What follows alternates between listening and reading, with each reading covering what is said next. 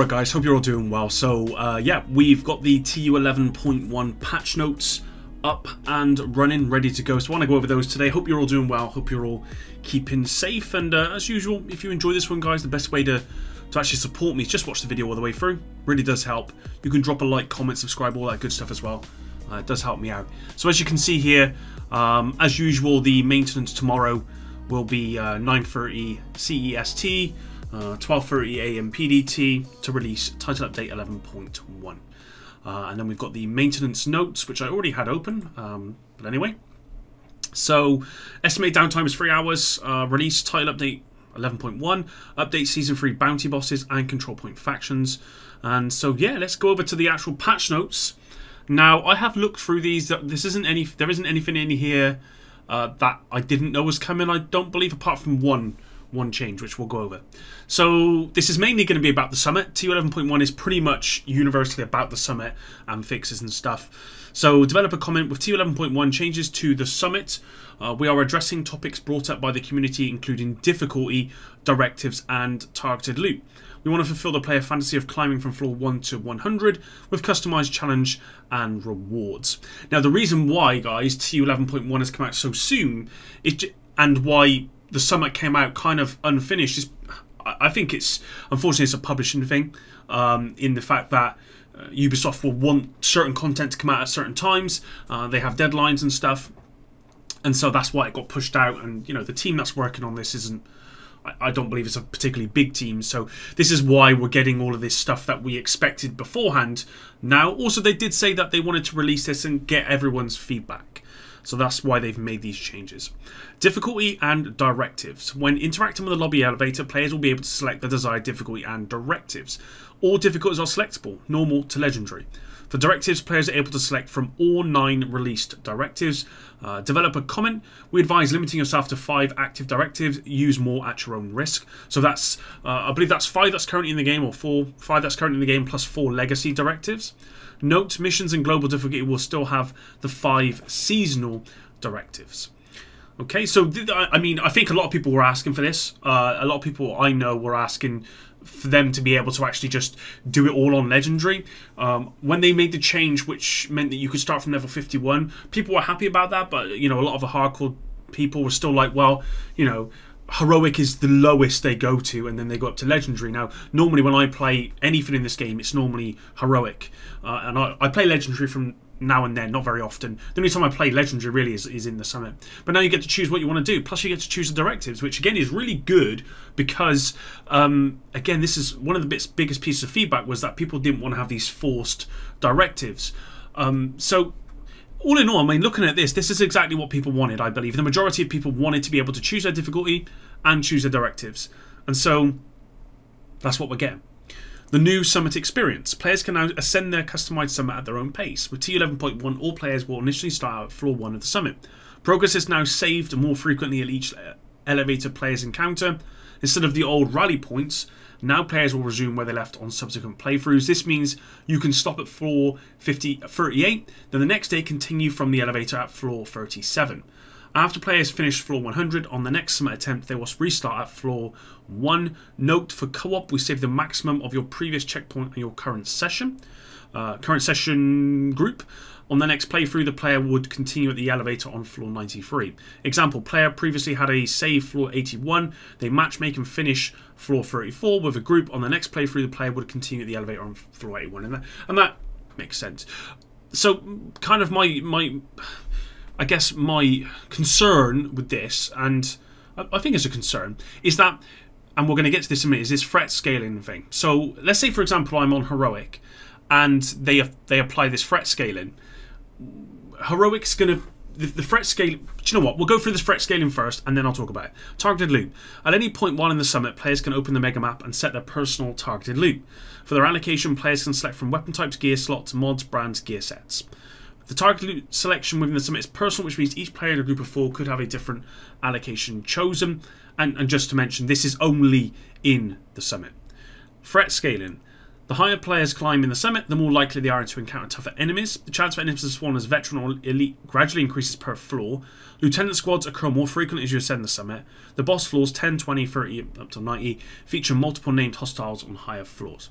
Okay, so with this part in mind then, let's say for example I start at floor 1, heroic. I don't know how far that threat scaling goes on heroic. Is floor 100 or floor 99 on heroic what we currently experience in the open world, or is it more difficult than that? If it's more difficult than that, a lot more difficult than that, but not quite legendary, then my concern is that I'm going to get to, for example, if I'm using me or anyone really, my concern is that you're going to get to a certain point within that difficulty that you're used to, and you're going to go past that, and it's going to become too difficult that you're going to have to then go down to like challenging, and it's not going to really work. You know, you're going to get the worst loot. So my concern is, and they don't address this here, they don't say how far this threat scaling goes. So let's say, for example, at the moment, if I go into heroic in the summit, let's say, you know, on the last level, I don't know what level it is, I can't remember, level 80 or whatever. Let's say there's, I don't know, 10 elites and, you know, 1 named boss and, you know, maybe 1 lieutenant squad, for example. What about with this threat skill? And what about if there's 25 elites, there's 5 lieutenant squads, and there's 3 named hostiles? You know, is that going to be too difficult for those people who play heroic, for example, but don't play legendary because it's too difficult? But this is going to pull it up to close to it, but not the same. Do you see? I think you guys know where I'm coming from here. This was my concern when they first talked about it, and I hope they get the threat scaling right. Because if they don't get it right, it could get to a point, for example, where I get to level 90, and I simply can't do it because it's just too hard. Because the threat scaling is too much, and so it kind of goes, it blurs the line between heroic and legendary, and that's too difficult. Then I have to go back down to challenging, and that doesn't really make sense. And so yeah. Anyway, that's just my concern with it. Moving on. Additional gameplay improvements. Added a weekly project for finishing Summit, which along with the other rewards grants an exotic cash. So this is, yeah, weekly. So basically you have to do 1 to 100 once a week to get the weekly project finished. Added more objective types, always good. We don't know how many, but the more the merrier. Quicker laptop interact animation. This is very, very needed, especially on the higher difficulties, especially when you're playing solo. Adjusted spawning of enemies during hack terminal objectives. Again, this is very good. A lot of times they come out of doors that are like next to you. You have no chance. Holding shade crates is more beneficial. Yep, that's good. Added new UI notifications about exotic fire teams, bosses, etc. And we'll have to see what that looks like. Directives. Directives now increase the chance for targeted loot to drop. Since introducing TU6, targeted loot has been influenced by a number of factors, including difficulty. Now with TU 11.1, each active directive adds a small amount to the total drop chance for targeted loot. This applies everywhere directives are present. Missions, open world, summit. Note, directives still increase XP as well. Increased cooldown reduction per skill part collected with scavenge skills directive. And fixed issue causing fragile armors, broken sacks to behave strangely after dying and being revived.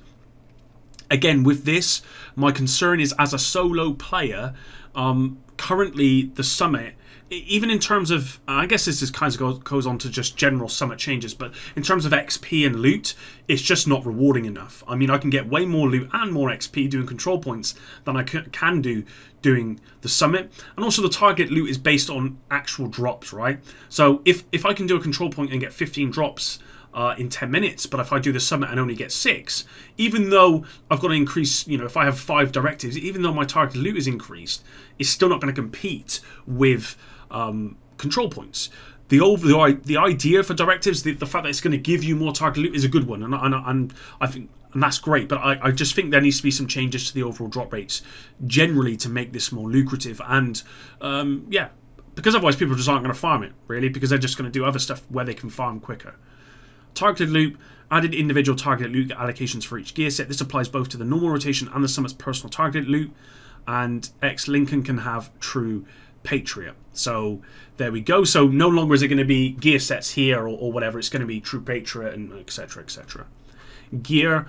Ridgeway's Pride Exotic. For the first part of the exotic quest, parts now drop based on summit floor's numbers and increased drop chance of parts. For the third part of exotic quest, lowered number of rogue agents and hunters that need to be killed to 2.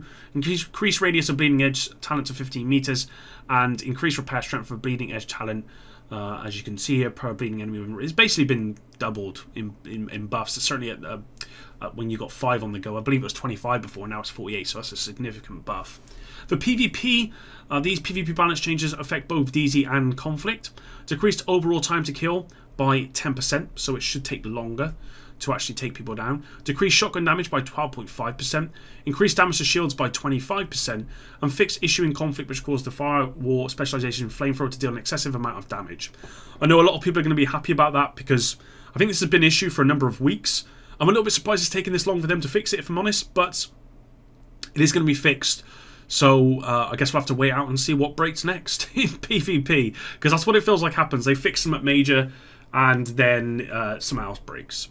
Bug fixes. I won't go over all these, but we're just going to see if there's anything in here worth talking about.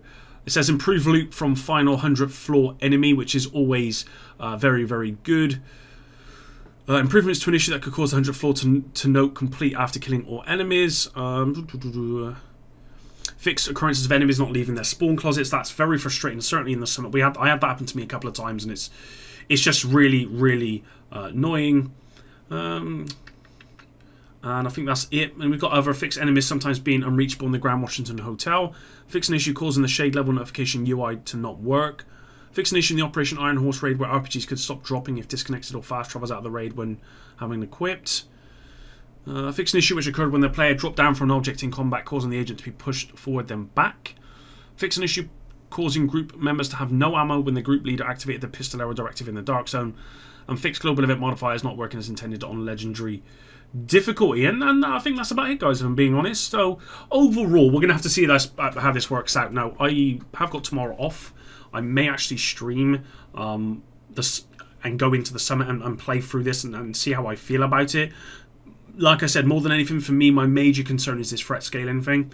So we'll have to see how that pans out. Also, again, this targeted loot with directives is great, but for solo players, it really doesn't make too much difference. If I'm being honest, like it's going to be better. Yeah, of course, you're going to get more targeted loot, but it requires a drop in the first place. And when it comes to the summit, in terms of drops, there's not a lot of them. Obviously, in group play, it's going to be fine. If you're playing with 4 people, it's fine.